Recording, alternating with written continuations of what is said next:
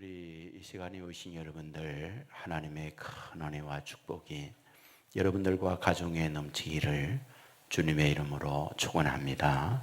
우리 앞뒤 좌우에 있는 분들 따뜻한 사랑의 마음을 갖고 인사를 나눕니다.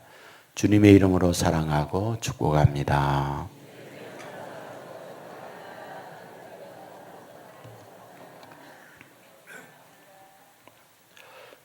감사합니다. 알렉스 헤일리라고 하는 분이 계시는데 뿌리라고 하는 소설을 지은 분입니다. 한국에 소개도 했고 영화로도 나와서 많은 분이 감동적으로 읽거나 시청을 했으리라 생각합니다. 여기에는 1767년도에 감비아에 쿤타 킨테라고 하는 사람이 등장을 하면서 그의 일생에 관한 부분 그리고 그 후손에 대한 아픔의 기록이 나와 있습니다. 본래 고향에서 단란하게 친구들과 더불어 부모님과 더불어 지냈던 사람이었죠. 하지만 그는 유럽의 노예 사냥꾼에 의해서 납치가 됩니다. 노예선을 타고 대서양을 건너서 낯선 미 대륙에 도착하게 됩니다. 그는 노예로 팔려가서 노예 생활을 합니다. 인간이야 동물처럼 살아가게 됩니다. 때로는 매질을 당하고 때로는 사람으로 받을 수 없는 치욕을 당하고 아픔의 시간들을 보내게 됩니다. 주인의 마음에 들지 않는다, 도망가거나 주인에게 대든다 해서 발목이 잘리는 고통도 겪게 되죠. 그리고 그의 인생에 아팠던 여러 가지 당시의 상황들을 소설로 기록하고 있는 내용이죠. 저는 그 소설을 쭉 보면서 마음속에 이런 생각이 드는 거지요.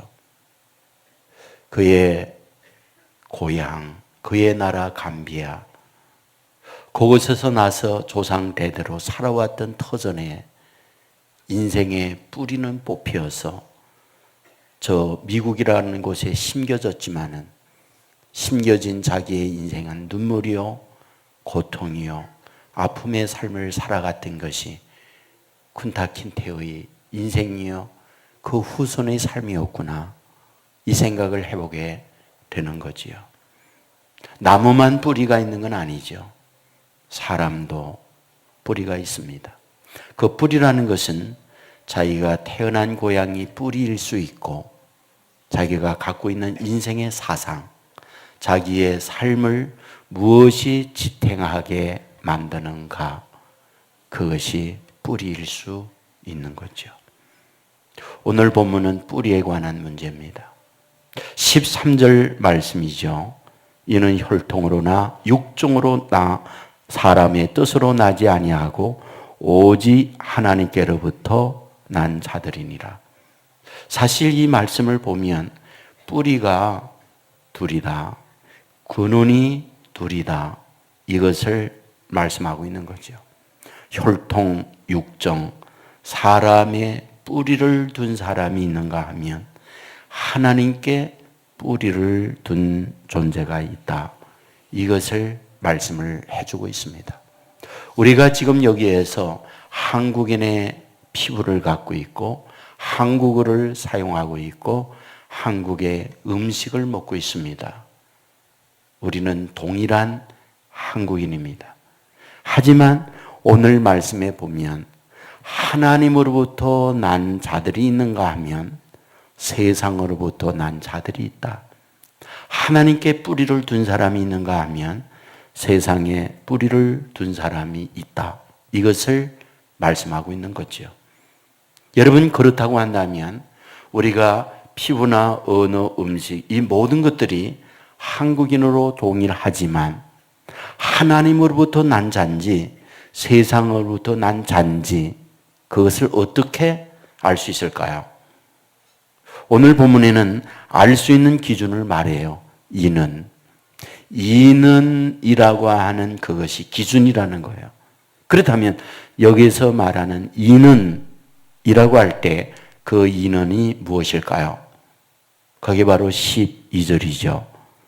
영접하는 자 곧 그 이름을 믿는 자들에게는 하나님의 자녀가 되는 권세를 주셨으니, 이는 곧 하나님의 자녀가 되는 권세를 받는 이것은 사람의 뜻, 육정이나 혈육에 의해서 결정되는 게 아니라 하나님으로부터 난 자만이 그 신앙을 갖는다라고 말씀하는 것. 이것이 오늘 본문에서 우리에게 가르치고 있는 바입니다. 뭘 뜻하는 걸까요?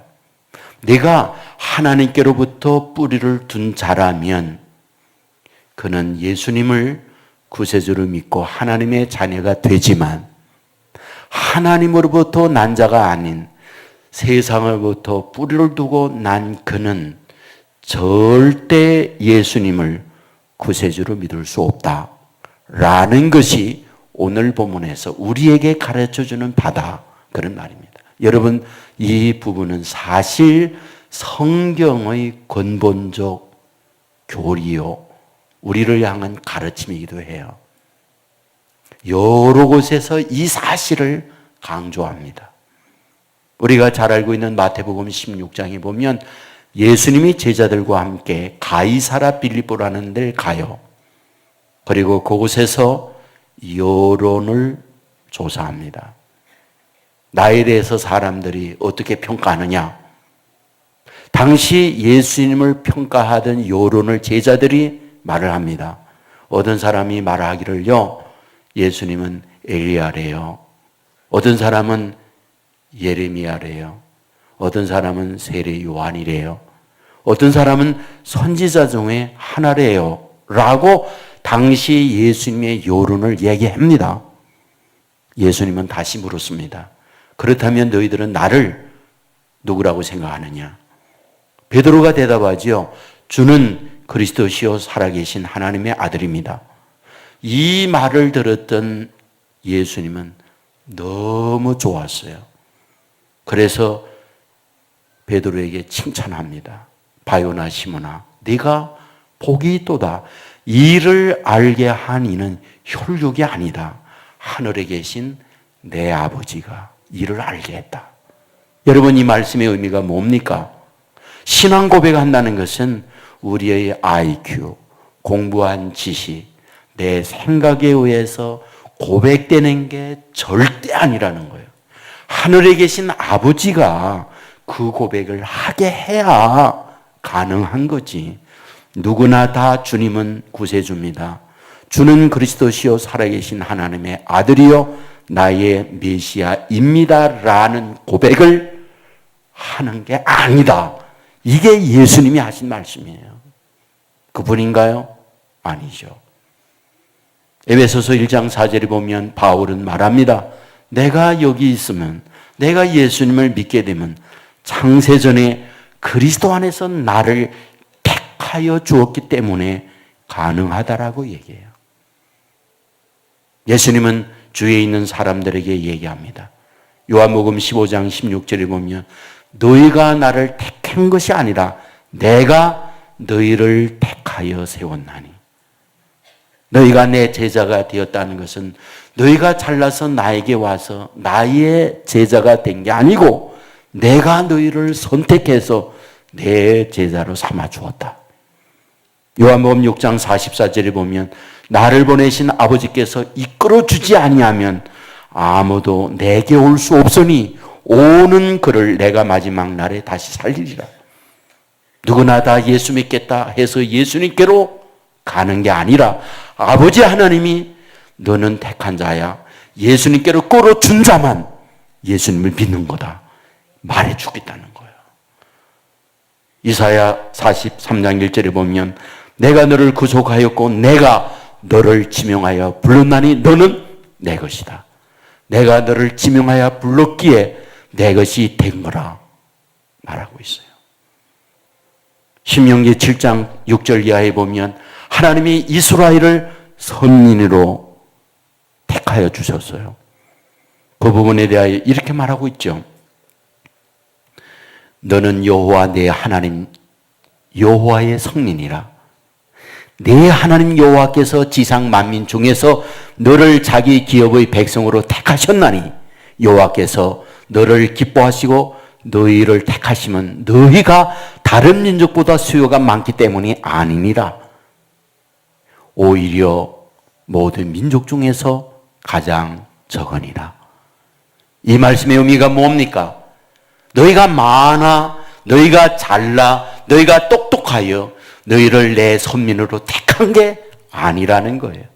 그냥 너의 많은 사람들 중에서 너희를 선택했기에 너희는 나의 백성이요, 나의 나라요, 나의 선민이 되었다라고 말씀하고 있다는 말이에요. 그러면 이러한 일련의 말씀들을 볼 때 이 자리에 참여하고 있는 저와 여러분, 예수님이 나의 구세주입니다 라고 신앙 고백을 했다면 이것은 나의 혈육이나 나의 잘난 이성적 똑똑함의 결과가 아니라 하늘에 계신 하나님이 저와 여러분에게 마음의 감동도 주시고 예수님이 구세주라는 믿음을 주었기 때문에 그 고백이 가능하다. 이것이 성경의 선언이다 말씀이에요. 이 사실을 믿으시기를 주의 이름으로 축원합니다. 성경은 땅 위에 살고 있는 모두가 다 동일하다고 말하지 않아요. 창세기 1장 4절에 보면 하나님이 빛과 어둠을 나누사, 빛과 어둠을 나누다, 이 말은 어둠과 낮과 밤 구별하는 것만 말하고 있지 않고 우리의 인생도 낮의 인생과 밤의 인생으로 나눈다는 뜻이에요. 창세기 4장에 가면 가인과 아벨을 나누어요. 창세기 12장에 보면 선민 아브람을 선택해요. 창세기 21장에 보면 이스마엘과 이삭을 구분해요. 그리고 창세기 25장에 가면 야곱과 에서를 나누어요. 신약에 가면 마태복음 7장에 어리석은 자와 지혜로운 자가 나누어져요. 마태복음 13장에 가면 알곡과 축종이로 구분을 해요. 마태복음 25장에 가면 양과 염소, 오른쪽과 왼편, 미련한 다섯과 슬기로운 다섯 구분이 되어지는 걸 볼 수 있습니다. 에베소서 5장에 가면 빛의 자녀와 어둠의 자녀로 구분을 해요. 이러한 일련의 말씀을 보면 우리가 이 세상에 살아가지만 하나님의 선택된 백성과 선택받지 못한 자가 있다라는 것이 성경의 중심의 흐름이더라 그 말이에요. 여러분, 이 자리에 참여하고 있는 저와 여러분, 예수님이 나의 구세주입니다 라고 믿었다면 그가 누구냐? 하나님으로부터 난 자의 증거다 이 뜻이에요. 그러므로 이 자리에 참여하고 있는 여러분, 정말 나는 죄인인데 예수님이 나를 위하여 십자가상에 돌아가신 구세주이다 믿습니까? 그렇다면 여러분이 하나님의 자녀가 된 증거라는 사실 믿으시기를 주의 이름으로 축원합니다. 하나님으로부터 난 자만이 그 신앙 고백이 가능하다. 성경은 이와 같이 말씀하고 있기 때문에 그런 고백을 한 저와 여러분, 하나님께로 난 자, 하나님의 자녀가 된 권세를 받은 증거를 받았다는 것 굳게 믿는 저와 여러분 되기를 주의 이름으로 축원합니다.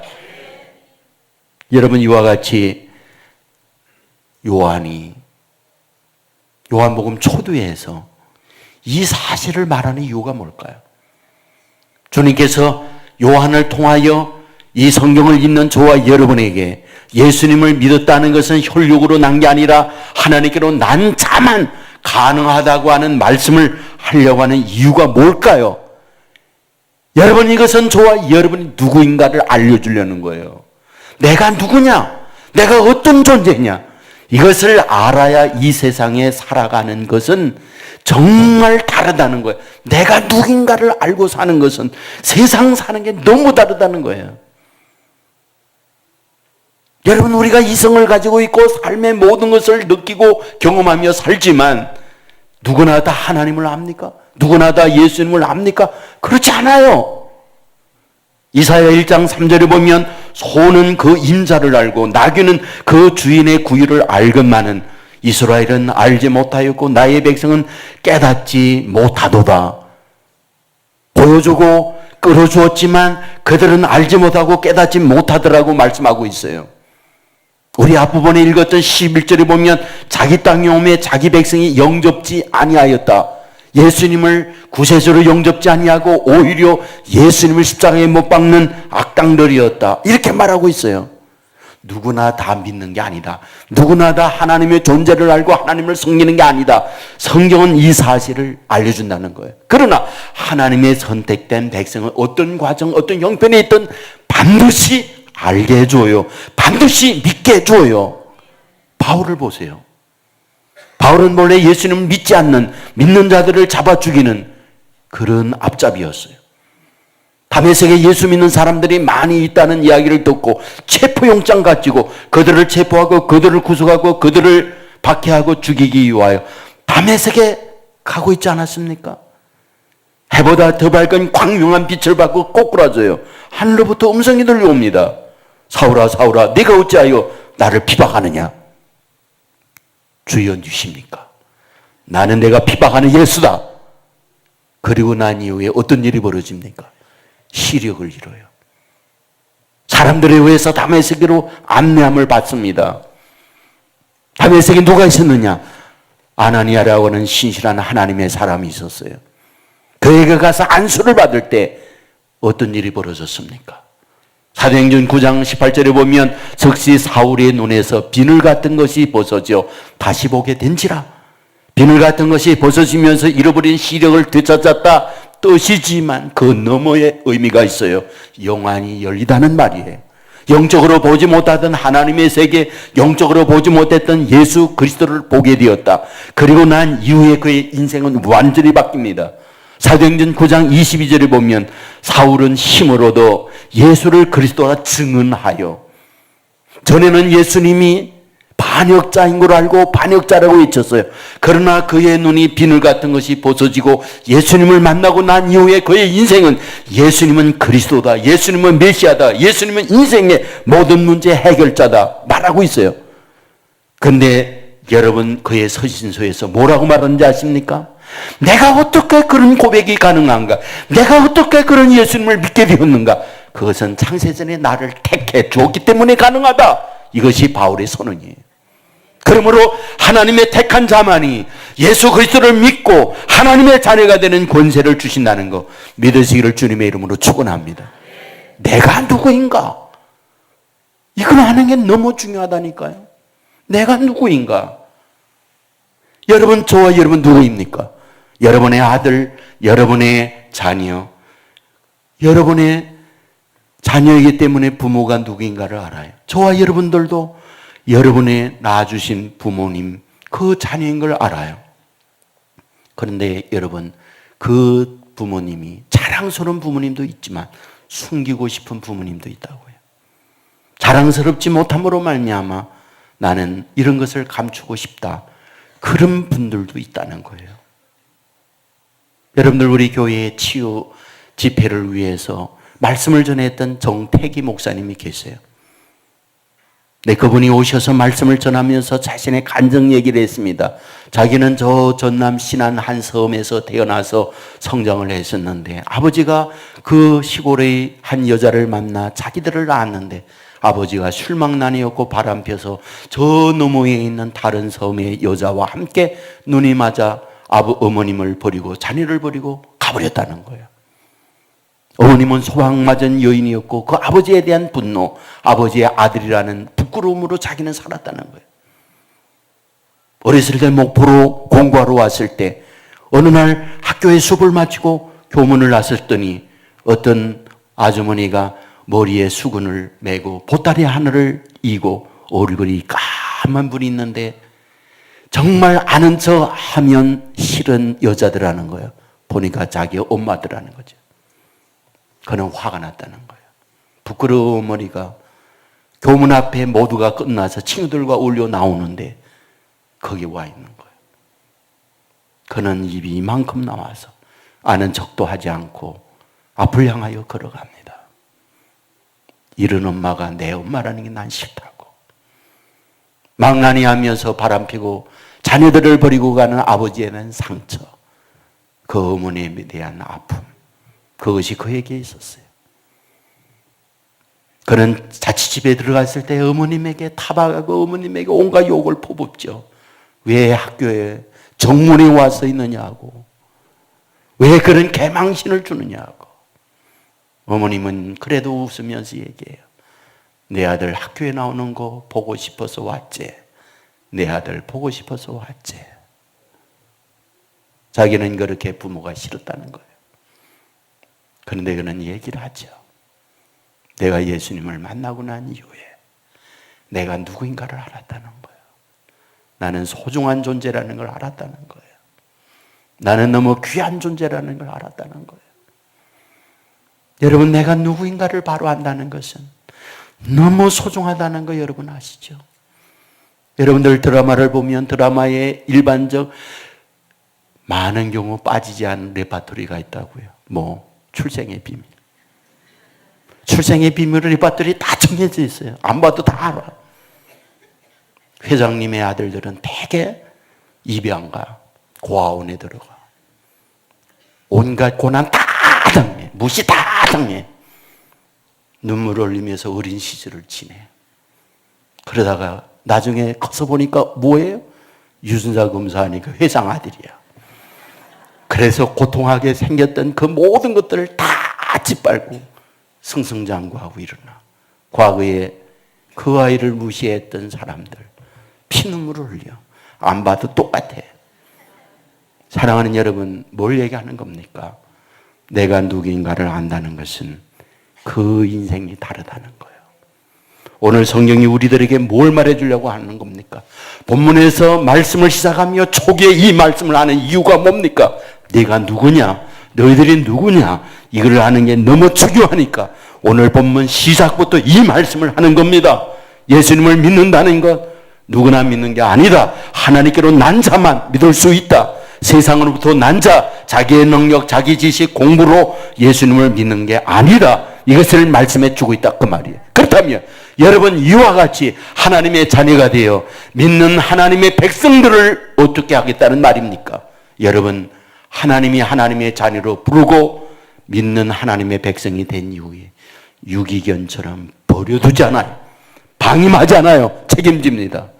성경에 나와 있는 하나님의 자녀들에 대한 하나님이 어떻게 일하시는가를 알잖아요.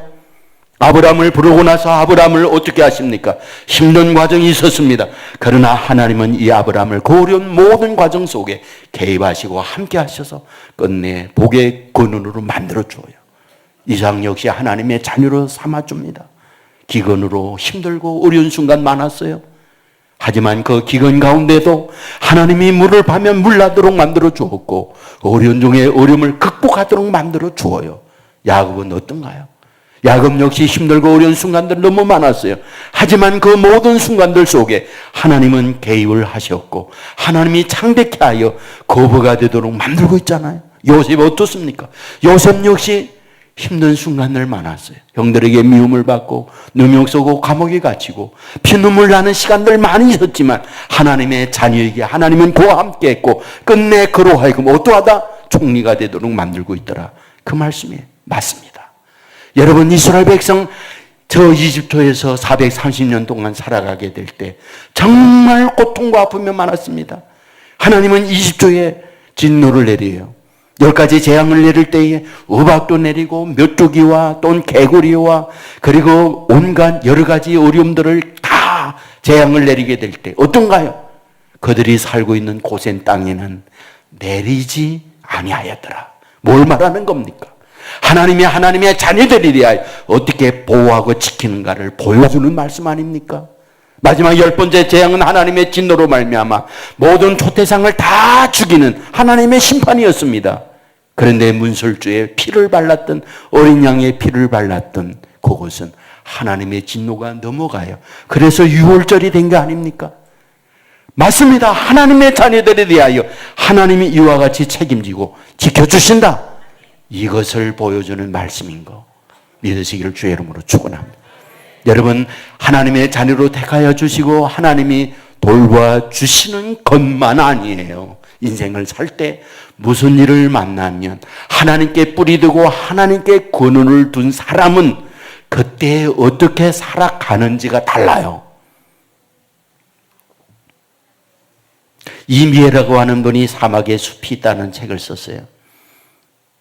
이 책은 중국의 인위전이라고 하는 여인을 주인공으로 해서 쓴 글이에요. 인위전이라고 하는 사람이 누구일까? 이 사람은 20살 때 아버지가 노새에 태워가지고 중국의 4대 사막 가운데 한 사막인 마우스라고 하는 사막으로 데려가서 그냥 내려놓고 아버지 혼자 노새를 타고 가버렸어요. 그러니까 아버지가 왜 그곳에다가 사랑하는 딸을 어쩌면 내버리듯 두고 갔을까? 거기서는 바이완샹이라고 하는 청년이 있었어요. 바이완샹이 누구냐? 바로 이 아버지의 친구의 아들이에요.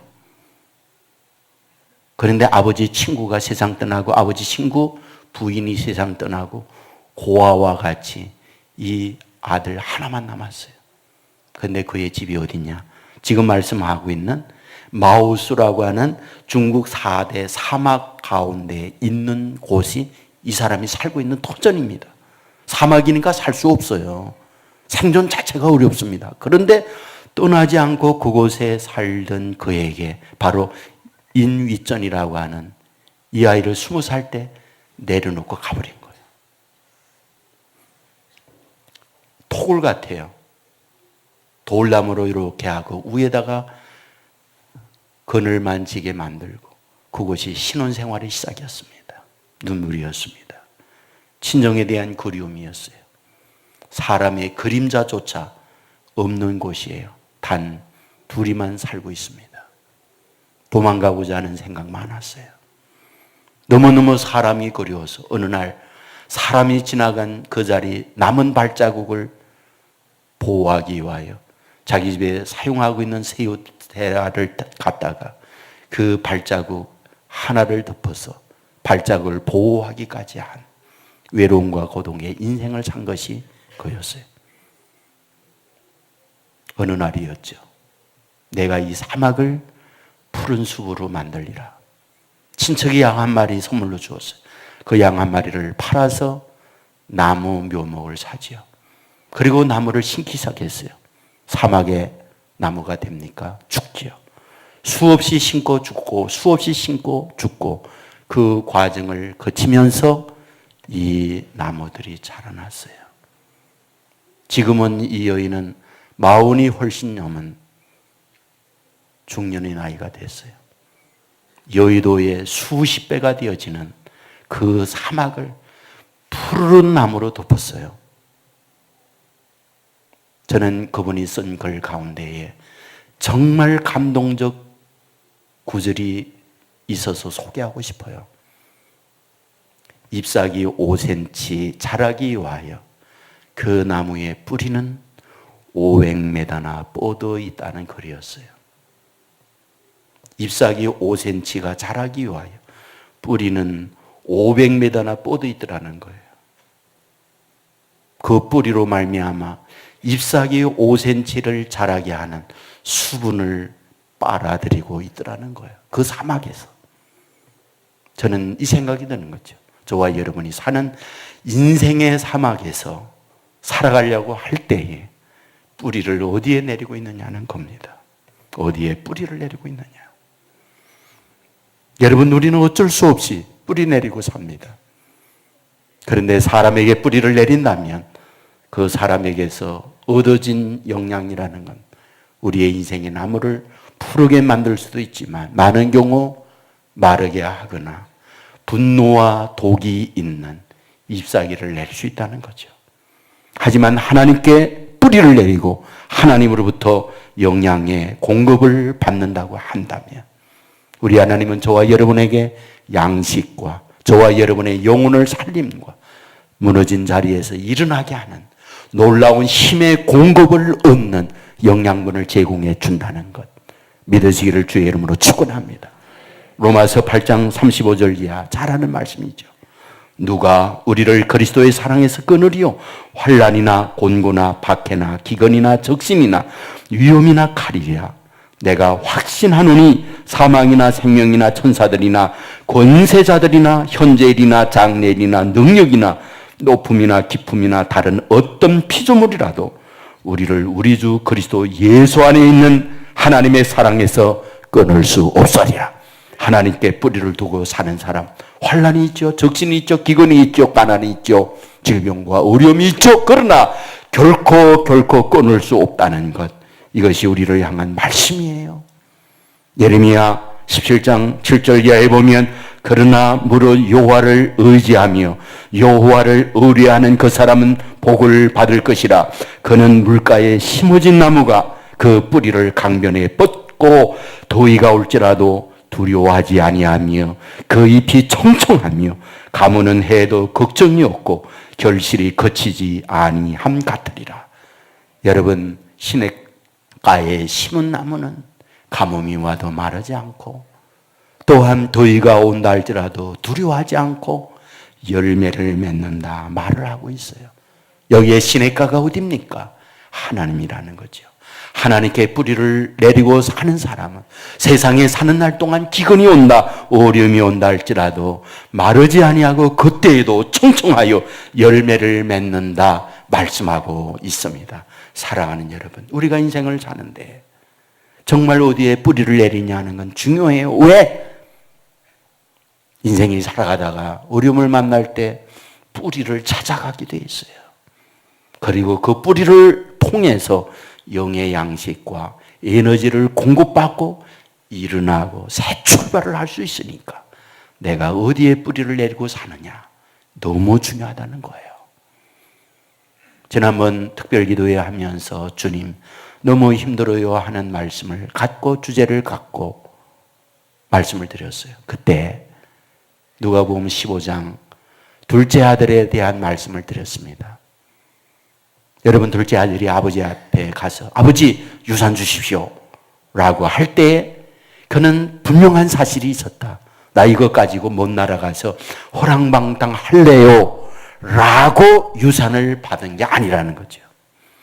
적어도 아버지에게 유산 달라고 할 때는 아버지 제가 소문 듣자니 저 먼 나라에 엄청난 경제 호황과 함께 무조건 하는 것마다 잘 된다네요. 나도 그곳에 가서 성공하고 세계적 CEO가 되고 싶습니다 라고 말했을 거라는 거죠. 그런데 여러분, 유산을 가지고 그 땅에 가서 비즈니스 한다고 시작한 그것이 자기 마음대로 되느냐는 거예요.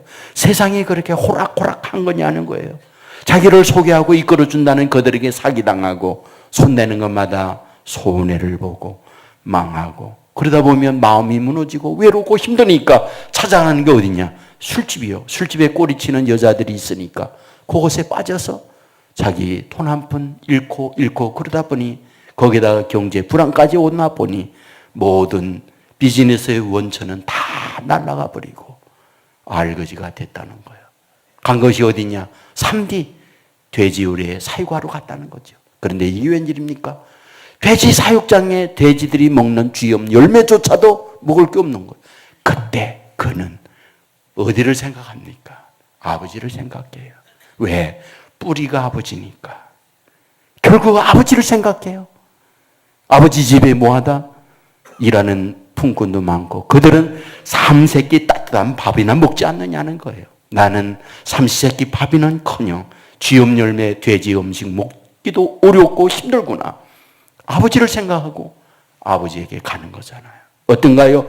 지나가는데 사람들은 다 코를 막아. 악취가 진동하니까. 사람들은 자기에게 스쳐 지나갈까 하여 저 먼 길로 피하여 도망가. 집에 가까이 오는데 이 웬일입니까? 아직 상거가 뭔데 집이 뭔데 아버지가 자기를 알고 달려와요. 그리고 자기를 얼싸안고 얼굴을 비비면서 얘기하는 거예요. 아들아, 너무 말랐구나. 아들아, 너무 고생 많았지. 아버지는 한 번도 그 돈 어떻게 했어? 이 말 하지 않았어요. 내가 너 꼴 그런 줄 알았지. 내가 너 갈 때부터 다 알았거든. 이런 말 한마디도 안 했어요. 그냥 남들은 피해가고 코를 막고 있는 악진하는 그 아들을 품고 울면서 집으로 데려가요. 그리고 옷을 다 벗기고 목욕을 시키고 새 옷을 입히고 새 신발을 신기고 가락지를 끼우고 송아지를 잡으라고 얘기해요. 잔치를 베풀어요. 왜?